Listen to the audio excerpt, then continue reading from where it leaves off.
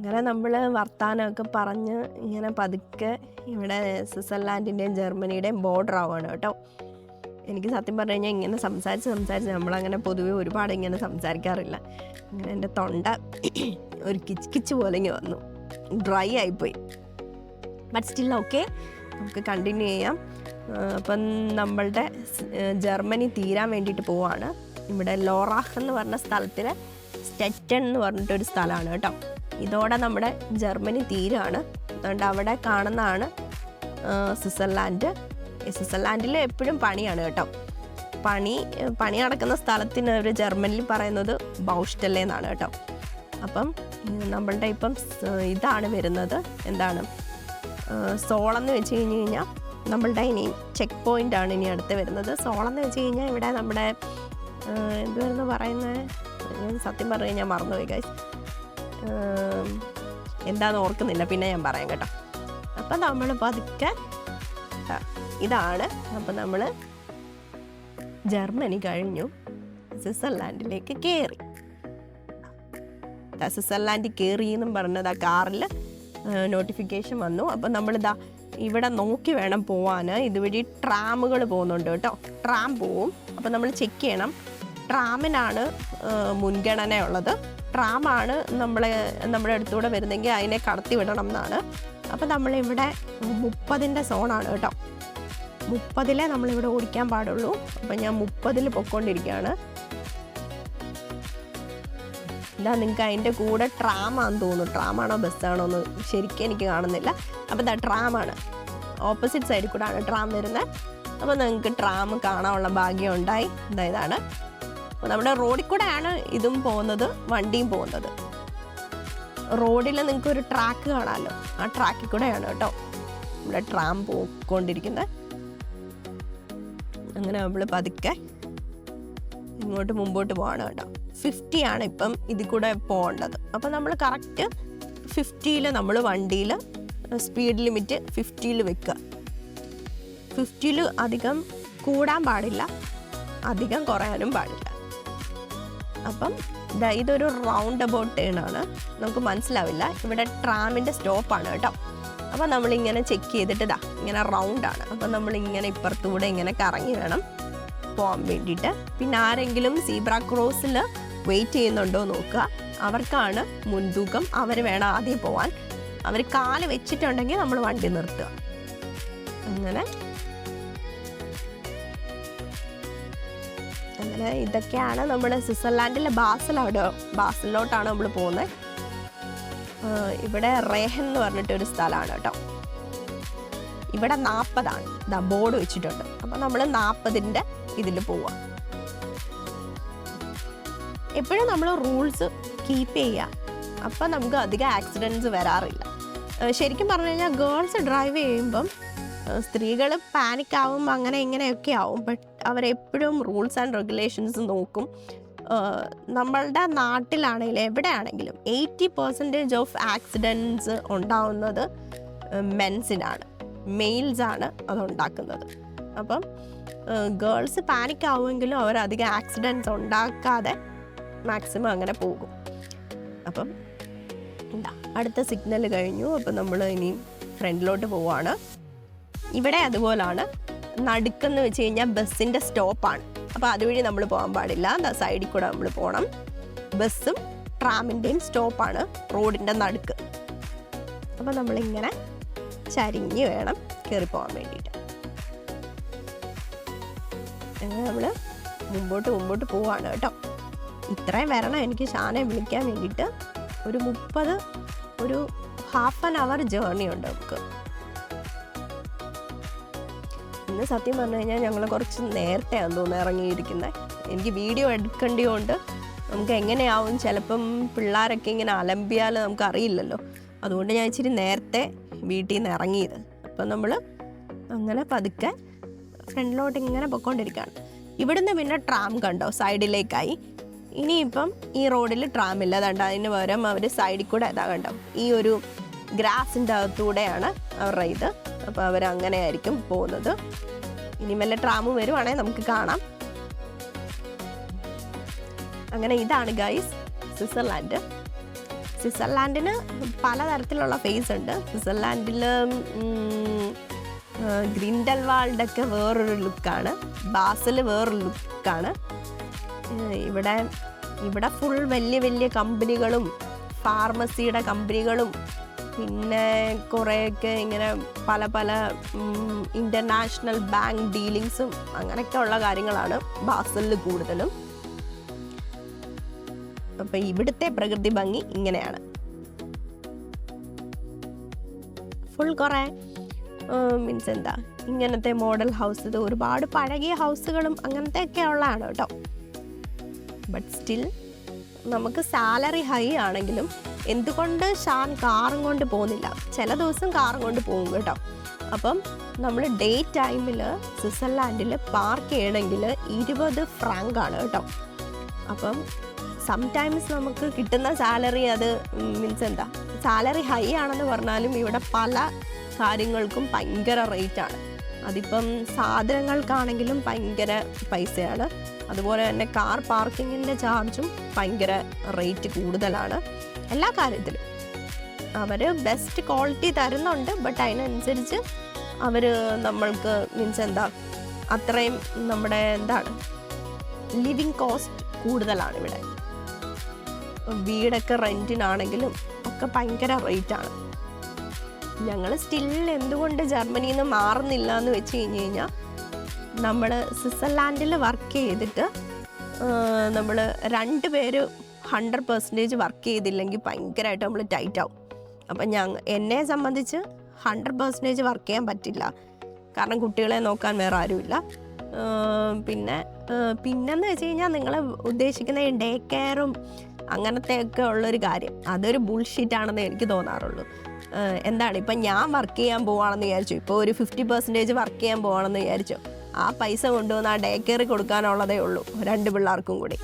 അപ്പം ദാ ഒരു ട്രാം വരുന്നുണ്ട്, കണ്ടല്ലോ ട്രാം.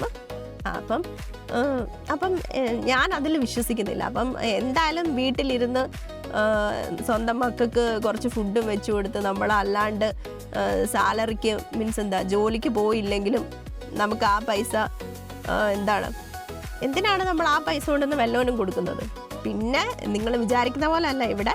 ഇപ്പം സപ്പോസ് നമ്മൾ സ്വിറ്റ്സർലാൻഡിൽ വർക്ക് ചെയ്തു, നമ്മൾ ജർമ്മനിയിലാണെങ്കിലും ജർമ്മനിയിൽ പിന്നെ ഞാൻ ഒരു 30% എന്തിനേലും പോവാണെന്ന് വെച്ചോ, ഞങ്ങളുടെ ടാക്സ് എന്ന് പറയുന്നത് 3 മാസം 5 ലക്ഷം രൂപ കൊടുക്കണം. അപ്പം അതിനേക്കാളും ഭേദം ഞാൻ വീട്ടിലിരുന്ന് പിള്ളേരെ നോക്കുന്നതാണെന്നാണ് ഞങ്ങളുടെ ഒരു നല്ല ഡിസിഷൻ. അപ്പോൾ എനിക്ക് നോക്കിയെന്നൊരു സമാധാനവും വരും. എല്ലാം കൊണ്ടും നമുക്ക് ഇവിടെ ഭയങ്കര ടാക്സിൻ്റെ ഭയങ്കര പ്രശ്നങ്ങളുണ്ട് കേട്ടോ. അപ്പോൾ നമുക്ക് നല്ല രീതിയിൽ ടാക്സ് ആവും.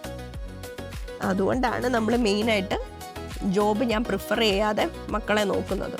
വല്ലവനും എന്തിനാ പൈസ കൊടുക്കുന്നത്? നമുക്ക് നോക്കിയിട്ട് നമുക്കൊരു സാറ്റിസ്ഫാക്ഷൻ കിട്ടും, നമ്മളുടെ പിള്ളേരെ നമ്മൾ നോക്കിയെന്ന്. അപ്പം ഇതൊക്കെയാണ് എൻ്റെ ഒരു ചെറിയ സ്റ്റോറി എന്നൊക്കെ പറഞ്ഞത്. ഇപ്പം ഏകദേശം ഷാൻ്റെ ഹോസ്പിറ്റലിൽ എത്താറാവുന്നു കേട്ടോ.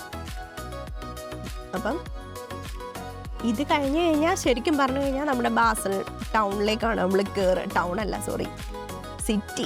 സിറ്റിയിലേക്കാണ് നമ്മൾ കയറുന്നത്. പക്ഷേങ്കിൽ നമ്മൾ അതിന് മുമ്പാണ് ഇവരുടെ ക്ലാറാസ്പിറ്റാൽ എന്നാണ് ഷാൻ്റെ ഹോസ്പിറ്റലിൻ്റെ പേര്. ഹോസ്പിറ്റലിന് നമ്മൾ ജർമ്മനിൽ ക്രാങ്കൻ ഹൗസ് എന്ന് പറയും, പക്ഷേ ഷ്വൈസുകാർ പറയുന്നത് സ്പിറ്റാൽ എന്നാണ്.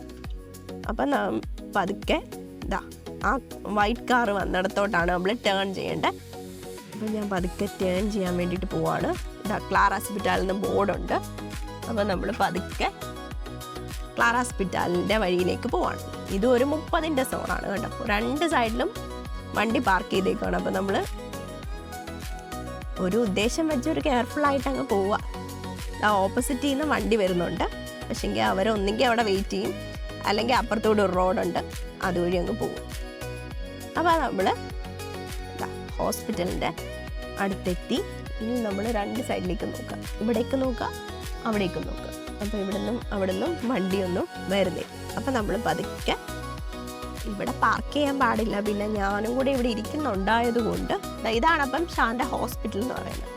ഇവിടാണ് ഇവരുടെ എമർജൻസി. ഇതാണ് അപ്പം ഷാൻ്റെ ഹോസ്പിറ്റൽ. അപ്പം നമ്മൾ പതുക്കെ എത്തിക്കഴിഞ്ഞു. ഇവിടെ പാർക്ക് ചെയ്യാൻ വേണ്ടി പോവാണ്. ഞാൻ ന്യൂട്രലിട്ടു, പാർക്ക് പ്രസ് ചെയ്തു. ഇങ്ങനെ ചുമയും വന്നു. ഇങ്ങനെ നമ്മൾ വണ്ടി ഓഫ് ചെയ്യാണ്. അപ്പം ഞാൻ മക്കളെ കാണിച്ചു തരാം. ഇതാ എസ്ര ബേബി ഉറങ്ങുന്നു, ആടൻകുട്ടൻ ഉറങ്ങുന്നു. ഇതാ എസ്ര ബേബി എന്ത് സേഫായിട്ടായിരിക്കുന്നതെന്ന് നോക്ക്. നന്നായിട്ട് ഉറങ്ങാൻ പറ്റും അവർക്ക്. അതുപോലെ തന്നെ ആടൻകുട്ടനും പിന്നെ അവൻ്റെ തല മാത്രം ഇങ്ങനെ ചാഞ്ഞ് കിടക്കും. But still they are safe. അവർ സേഫായിട്ടിരിക്കുക എന്നുള്ളതാണല്ലോ നമ്മളുടെ ഒരു എന്താണ് അൾട്ടിമേറ്റ് എയിം എന്ന് വെച്ച് കഴിഞ്ഞാൽ. അപ്പോൾ അവർ സേഫായിട്ട് അവിടെ ഇരിക്കും. ചിലവർ ചോദിക്കുമ്പോൾ എങ്ങനെ അമ്മമാർക്ക് സമാധാനത്തോടെ ഫ്രണ്ടിലിരിക്കാൻ പറ്റുന്നു, പിന്നെ ആര് ഡ്രൈവ് ചെയ്യും? അവർ സേഫാണ്. സീറ്റ് ബെൽറ്റിൽ അവരെപ്പോഴും സേഫായിട്ടാണ് ഇരിക്കുക. സീറ്റിൽ അവർ സേഫായിട്ടാണ് ഇരിക്കുന്നത്. ഞങ്ങൾ രണ്ടുപേരും ട്രാവൽ ചെയ്യുമ്പോൾ ഫ്രണ്ടിൽ തന്നെയാണ് ഇരിക്കുക. അവർ രണ്ടുപേരും സേഫായിട്ട് ബാക്കിൽ തന്നെ ഇരിക്കും. നമ്മളുടെ കയ്യിലിരിക്കുന്നതിനേക്കാളും സേഫ്റ്റിയാണ് അവർക്ക് കിൻഡർ കാർ സീറ്റിൽ ഇരിക്കുമ്പം അവർക്ക് കിട്ടുന്നത്. അതുപോലെ തന്നെ നമ്മൾ കൈ വെച്ച് ലോങ് പോകുമ്പം പിള്ളേർക്ക് ദേഹത്ത് വേദന, അങ്ങനെ നമ്മളിങ്ങനെ അമക്കി നമ്മളുടെ കംഫോർട്ടിനാണ് അവരെ പിടിക്കുന്നത്, അല്ലാതെ നമ്മൾ അവരുടെ കംഫോർട്ട് നോക്കിയിട്ടല്ല പിടിക്കുന്നത്. അപ്പം നമ്മൾ അതിനനുസരിച്ച് അവർക്ക് ബോഡി പെയിൻ ഉണ്ടാവും. അങ്ങനെ അതൊന്നും നമുക്ക് ഈ ഒരു സംഭവത്തിൽ അത് നമുക്ക് ഫീൽ ചെയ്യില്ല. അവർ കൂളായിട്ട് ഉറങ്ങുകയാണ് ചെയ്യുന്നത്, റിലാക്സ് ചെയ്ത്. അപ്പം സത്യം പറഞ്ഞു കഴിഞ്ഞാൽ ഞങ്ങൾ 1500 കിലോമീറ്ററൊക്കെ ഡ്രൈവ് ചെയ്ത് പോയിട്ടുണ്ട്, ഇറ്റലിയിലും അങ്ങനെയൊക്കെ പല സ്ഥലത്ത്. അതിലൊക്കെ എസ്ര ഇങ്ങനെയാണ് പോയിക്കൊണ്ടിരുന്നത്. അവളുടെ 7 മാസം തൊട്ട് ഞങ്ങൾ ട്രാവൽ ചെയ്യും, ഇങ്ങനെ ഇത്രയും കിലോമീറ്റേഴ്സ് പോകാറുണ്ട്. അപ്പോൾ അവൾ അതിൽ സേഫാണ്. പിന്നെ നമ്മൾ ഒരു 2 മണിക്കൂർ കൂടിയിരിക്കുമ്പം ഒരു ഇൻ്റർവെൽ എടുക്കും, പുറത്ത് കുറച്ച് നേരം നടക്കും. അങ്ങനെയൊക്കെയാണ് നമ്മൾ ട്രാവൽ ചെയ്ത് കണ്ടിന്യൂ ചെയ്ത് പോകുന്നത്. അല്ലാതെ നമ്മൾ പിള്ളേരെ പെർമനൻ്റ് ആയിട്ട് ഇങ്ങനെ അങ്ങനെ ഇരുത്തില്ല. ഒരു 2 മണിക്കൂർ നമ്മൾ ഒരു മീൻസ് ചില സമയത്ത് ഫുഡ് കഴിക്കാനാണെങ്കിൽ, ഉച്ചഭക്ഷണം കഴിക്കാനാണെങ്കിൽ 1 മണിക്കൂർ ഇൻ്റർവെൽ എടുക്കും, അല്ല അരമണിക്കൂർ ഇൻ്റർവെൽ അങ്ങനെ എടുക്കും. അപ്പം പിള്ളേരും റിലാക്സ്ഡ് ആവും, നമ്മളും റിലാക്സ്ഡ് ആവും. ഞാനും ഷാനും മാത്രമാണ് ഡ്രൈവ് ചെയ്ത് പോകുന്നത്. അപ്പം ഒരു 200 കിലോമീറ്റർ ഷാൻ ഡ്രൈവ് ചെയ്യുമെങ്കിൽ അതിന് ശേഷം ഞാനൊരു 200 കിലോമീറ്റർ ഡ്രൈവ് ചെയ്യും. അങ്ങനെയാണ് ഞങ്ങൾ പൊതുവേ യാത്രകൾ പോവാറ്. പിന്നെ രാത്രിയിലാണെങ്കിലും ഞാൻ ഡ്രൈവ് ചെയ്യുമ്പോൾ ഷാൻ ഉറങ്ങുമ്പോൾ ഞാൻ ഡ്രൈവ് ചെയ്യും. അപ്പം നമുക്കങ്ങനെ ഒരു ഡിസ്കംഫർട്ടോ അല്ലാണ്ട് ടയേർഡ്നെസ്സോ അങ്ങനെ ഒന്നും തോന്നാറില്ല.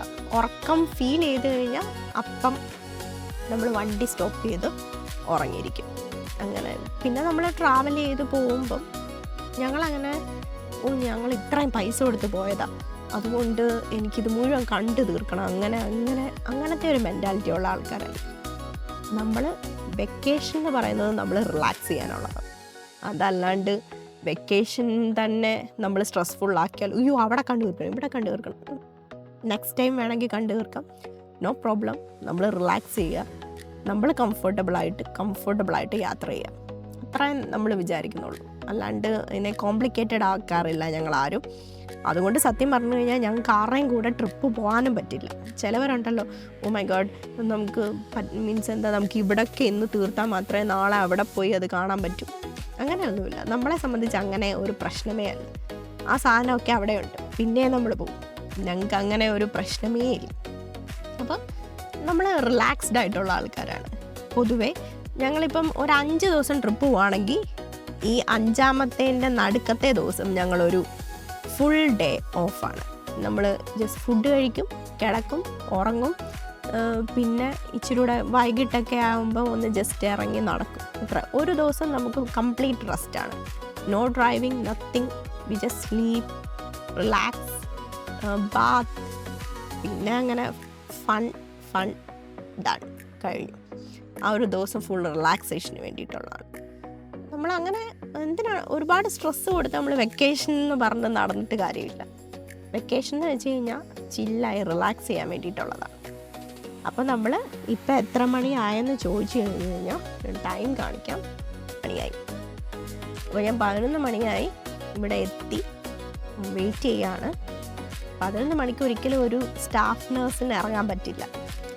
നമ്മളൊരു 11 മണിയുടെ ഡ്യൂട്ടി എന്ന് പറയുമ്പം ചിലപ്പം ഭാഗ്യമുണ്ടെങ്കിൽ ഒരു 11:15 ഇറങ്ങാമെന്ന് വെച്ച് കഴിഞ്ഞാൽ അത് തന്നെ ഒരു ഭാഗ്യം.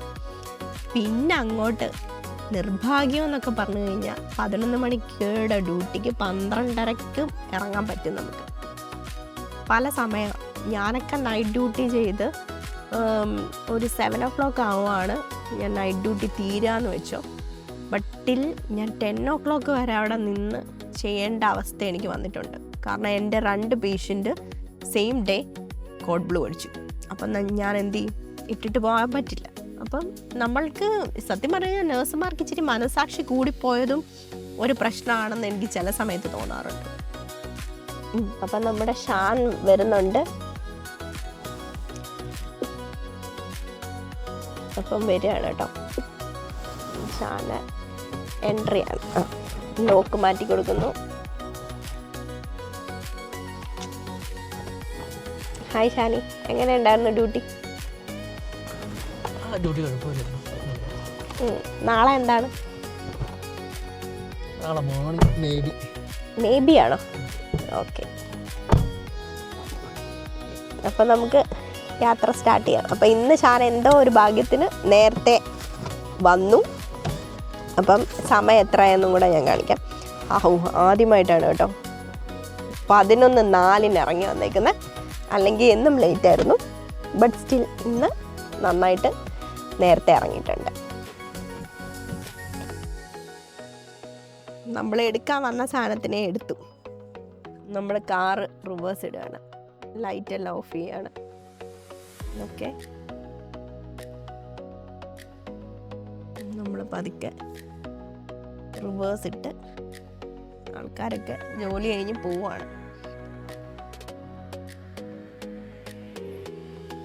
അവിടെയാണൊരു സൗണ്ട് ഒക്കെ.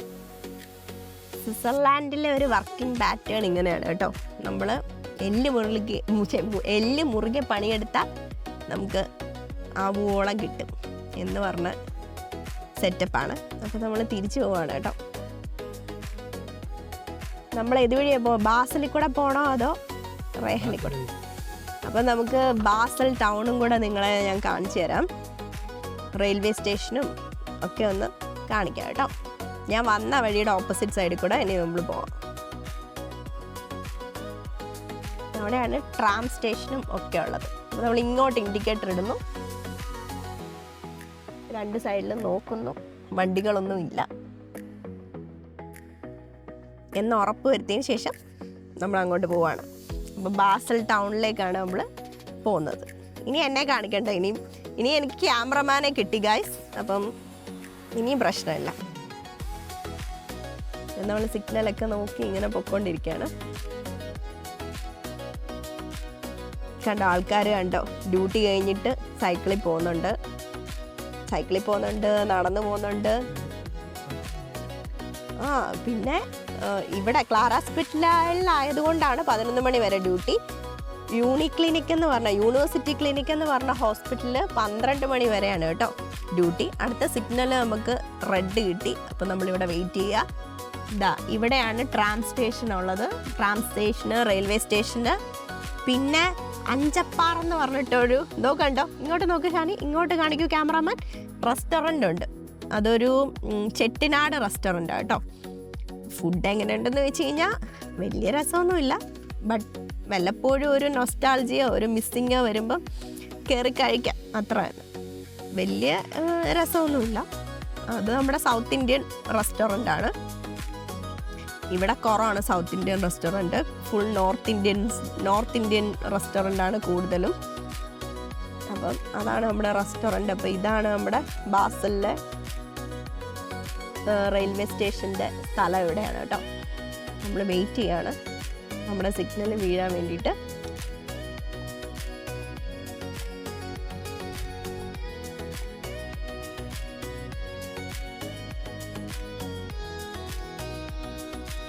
അപ്പോൾ ഇതാണ് റെയിൽവേ സ്റ്റേഷൻ കാണിക്കും.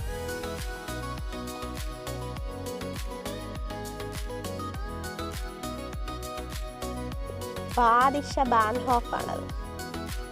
ബാൻഹോഫ് എന്നാണ് റെയിൽവേ സ്റ്റേഷൻ എന്ന് പറയുന്നത്. അപ്പം നമുക്ക് അടുത്ത സിഗ്നലും കിട്ടിയിരിക്കുകയാണ്. അങ്ങും ഇങ്ങ് വരെ എന്ത് സിഗ്നലുണ്ട്. ഇവിടെയും പണ്ട് ഒരു റെസ്റ്റോറൻറ്റ് ഉണ്ടായിരുന്നു കേട്ടോ. ഇവിടെ ഒരു സൗത്ത് ഇന്ത്യൻ റെസ്റ്റോറൻറ്റ്, അത് പൂട്ടിപ്പോയി. അത് പൂട്ടി ഇപ്പോൾ ഒരു നോർത്ത് ഇന്ത്യൻ റെസ്റ്റോറൻ്റ് ആണ്. അയ്യോ, അന്നേരം ഞാൻ എൻ്റെ സിഗ്നൽ വന്നത് കണ്ടില്ല, അതുകൊണ്ടാണ് പെട്ടെന്ന് വണ്ടി എടുത്തത്. അങ്ങനെ അടുത്ത സർക്കിളെത്തി. അങ്ങനെ നമ്മൾ ബാസൽ ഇതാണ്ട് കേട്ടോ, ബാസലിൻ്റെ ബോർഡ്.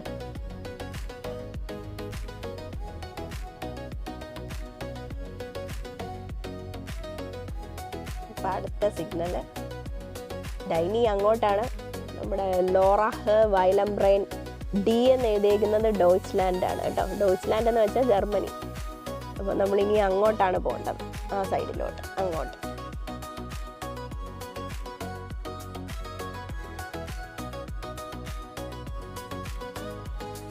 ഞാൻ പറഞ്ഞില്ലേ, ജർമ്മനിയിലും സ്വിറ്റ്സർലാൻഡിലും എപ്പോഴും അങ്ങ് പണിയാണ്.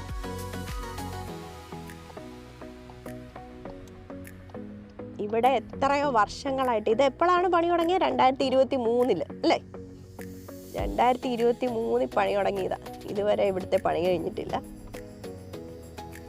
മേളിക്കൂടെ അവരെന്തൊക്കെയോ പണിതുകൊണ്ടിരിക്കുക. റെയിൽവേ ട്രാക്കാണ്. അപ്പം അതിന് താഴെയും അതിൻ്റെ തൂണും കാര്യങ്ങളും ഒക്കെ വേണമല്ലോ. ഇതുവഴി അവന് വരാമോ? സത്യം പറഞ്ഞ ഇതുവഴി അവന് വന്നുകൂടാ. പിന്നെ അവൻ എന്തിനു ലൈറ്റ് ഇട്ട് വന്നു? അപ്പം എന്താ, ഇതുവഴി സത്യം പറഞ്ഞു കഴിഞ്ഞാൽ അവൻ ഇങ്ങോട്ട് വരാൻ പാടില്ല, പക്ഷെ അവൻ വന്നു. ഇപ്പം എന്താണ്ട് അവൻ ഫുൾ റിവേഴ്സ് എടുത്തോണ്ട് പോവാണ്.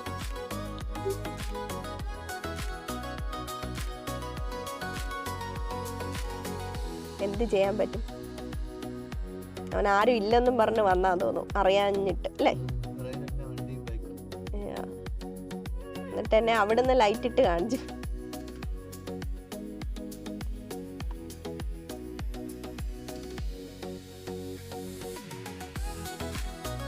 കയറ്റി പാർക്ക് ചെയ്യുന്ന കാണിക്കും.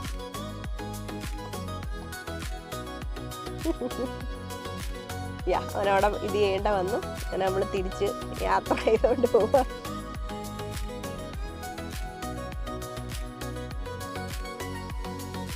അവിടെ ശരിക്കും എഴുതി വെച്ചിട്ടുണ്ട് അല്ലേ, ഇങ്ങോട്ട് പോകരുതെന്നും പറഞ്ഞ്. ബാസലിലോട്ട് വേറൊരു ഡയറക്ഷനിൽ ഇത് ചെയ്ത് വെച്ചിട്ടുണ്ട്. ഇതാ കണ്ടോ, ഇവിടെ സ്റ്റോപ്പ് ബോർഡ് ഇതുണ്ട്. എന്നിട്ട് അത് ലംഘിച്ചവൻ അതുവഴി വന്നാണ്.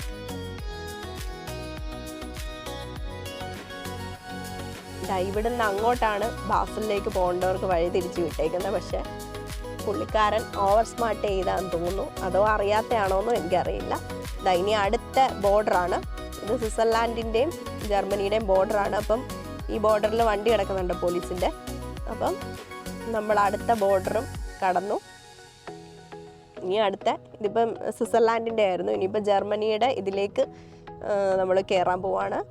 ഇപ്പം ജർമ്മനിയായി. നമ്മൾ ഇതാണ്ട് നമ്മുടെ കാറിൽ കാണിക്കും.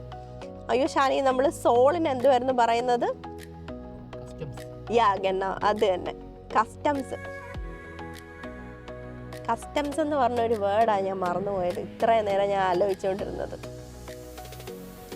അപ്പം നമ്മുടെ അവിടെ കസ്റ്റംസ് ചെക്കിങ്ങും അങ്ങനെയൊക്കെയുള്ള കാര്യങ്ങളുണ്ട്. അതുപോലെ തന്നെ നമ്മൾ ജർമ്മനിയിൽ നിന്ന് സാധനങ്ങൾ വാങ്ങിച്ചോട്ട് പോവുകയാണെങ്കിൽ അവിടെ ടാക്സ് ക്ലിയറൻസ് ചെയ്യാൻ സ്വിറ്റ്സർലാൻഡുകാർക്ക് അങ്ങനെ ഒരു ഇതുണ്ട്. അങ്ങനെ നമ്മളിപ്പം ജർമ്മനിയിലെത്തി. പെട്ടെന്നാണ് ജർമ്മനിയിൽ നിന്നും സ്വിറ്റ്സർലാൻഡിലും അങ്ങോട്ടും ഇങ്ങോട്ടും എത്തുന്നതും പോകുന്നത്. നമ്മുടെ ഫയർഫോഴ്സിൻ്റെ ഇത് ഓഫീസ് കാണിച്ചു കൊടുക്കും.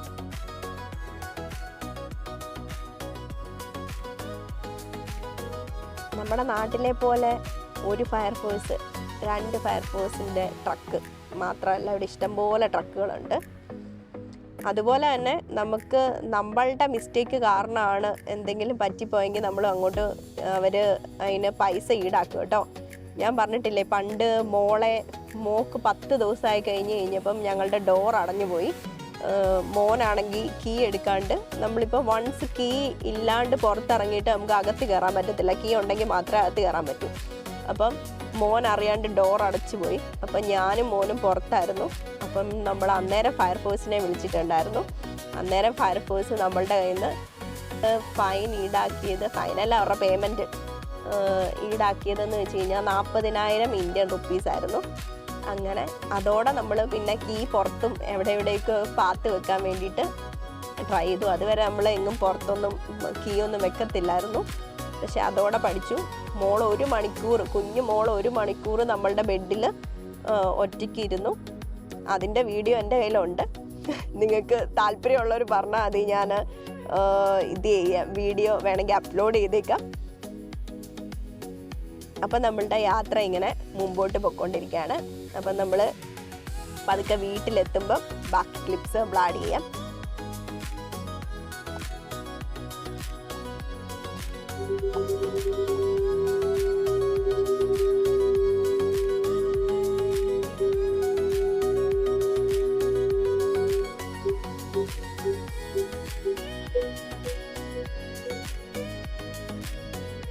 അങ്ങനെ നമ്മുടെ പിള്ളേരെ ഇനി നമ്മൾ എടുക്കാൻ പോവാണ്.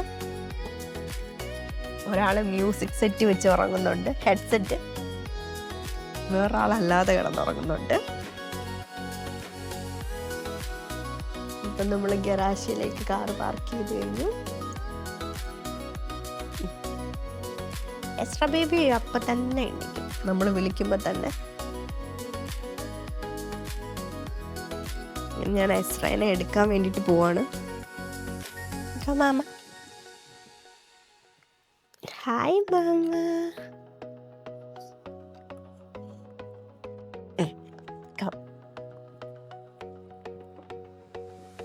അങ്ങനെ എസ്ര ബേബിയെ ഞാൻ എടുത്തു.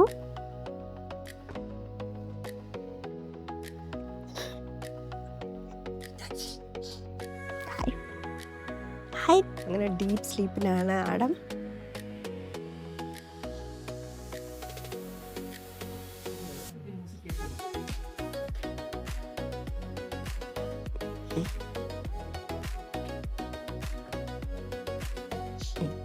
അപ്പം നമ്മളുടെ ലൈറ്റ് ഓഫ് ചെയ്തു. ആടൻകുട്ടൻ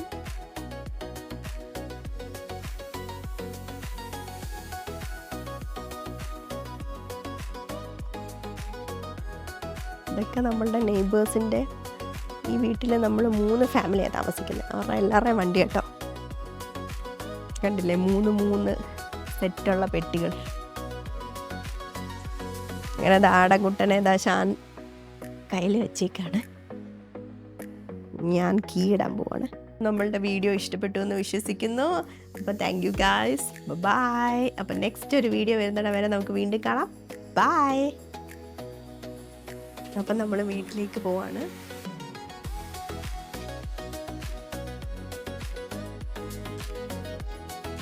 തിരിച്ച് നമ്മൾ വീടെത്തി.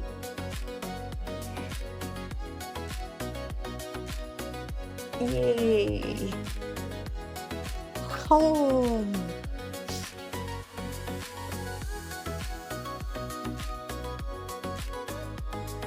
നമ്മൾ ഷൂസൊക്കെ ഊരുവാണ്.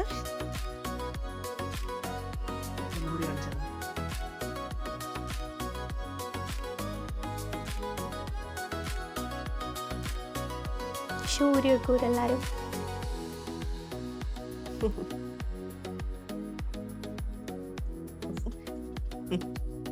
എസ്ര ബേബിയുടെ ഷൂ. ചാച്ചൻ്റെ ഷൂ ആണ്. ആടത്തിൻ്റെ ഫസ്റ്റ് ഷൂ ആണ്. ആടം 1 വയസ്സും 3 മാസം ആയപ്പോഴാണ് നടക്കാൻ തുടങ്ങിയത്. എസ്ര ബേബി 8 മാസമായപ്പോൾ നടക്കാൻ തുടങ്ങി. അതാണ് ഇവർ തമ്മിലുള്ള ഡിഫറൻസ്. നമ്മളകത്ത് പോവാ.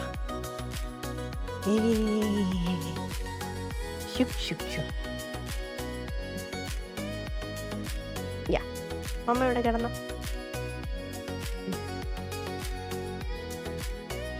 ആടൻകുട്ടൻ ജാക്കറ്റ് ഊരിയില്ല. ജാക്കറ്റ് ഊര്. അങ്ങനെ ജാക്കറ്റ് ഊരിയിട്ട് കിടന്നാട്ട്. അപ്പം എന്നെ കാണുന്നുണ്ടോ? അപ്പോൾ ഇതാണ് നമ്മളുടെ ഒരു വിചിത്രമായ ആർക്കുമില്ലാത്ത ഒരു നൈറ്റ് റൊട്ടീൻ. ലോകത്ത് ഇങ്ങനെ ഒരു നൈറ്റ് റൊട്ടീൻ ഉള്ള ആരും കാണില്ല.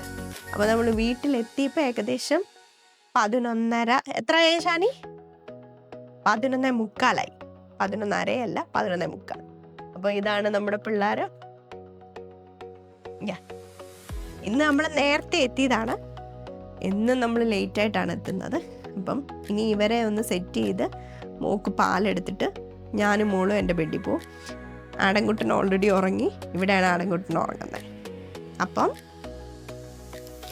അപ്പം നമ്മളുടെ വീഡിയോ, അപ്പോൾ എല്ലാവർക്കും നമ്മളുടെ വീഡിയോ ഇഷ്ടപ്പെട്ടു എന്ന് വിശ്വസിക്കുന്നു. അപ്പോൾ താങ്ക് യു ഗായ്സ്, ബൈ. അപ്പം നെക്സ്റ്റ് ഒരു വീഡിയോ വരുന്നിടം വരെ നമുക്ക് വീണ്ടും കാണാം. ബൈ.